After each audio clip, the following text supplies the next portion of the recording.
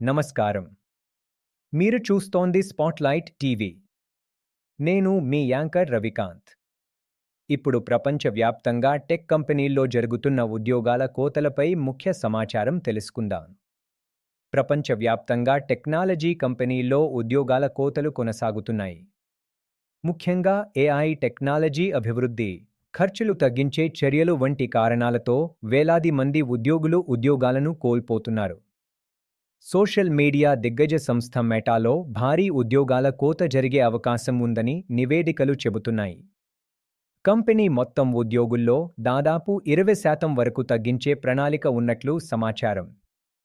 దీనివల్ల సుమారు 15,000 నుంచి 16,000 మంది ఉద్యోగులు ప్రభావితమయ్యే అవకాశం ఉంది. సాఫ్ట్వేర్ కంపెనీ అట్లాసియన్ కూడా ఉద్యోగాల కోతలను ప్రకటించింది. కంపెనీ మొత్తం ఉద్యోగుల్లో దాదాపు 10% అంటే సుమారు 1,600 మంది ఉద్యోగులను తొలగిస్తున్నట్లు సమాచారం.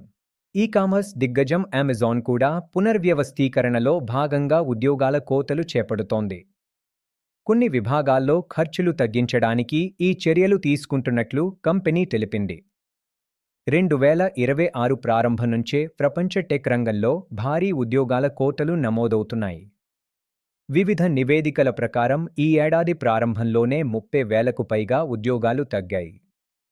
నిపుణుల ప్రకారం ఏఐ టెక్నాలజీ పెరుగుతున్న ప్రభావం వల్ల చాలా కంపెనీలు ఆటోమేషన్ వైపు వెళ్తున్నాయి. దీని కారణంగా భవిష్యత్తులో కొన్ని ఉద్యోగాల అవసరం తగ్గే అవకాశం ఉందని విశ్లేషకులు చెబుతున్నారు.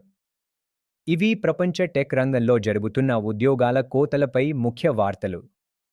మరిన్ని తాజా వార్తలు మరియు విశేషాల కోసం స్పాట్లైట్ టీవీను చూస్తూ ఉండండి. ధన్యవాదాలు.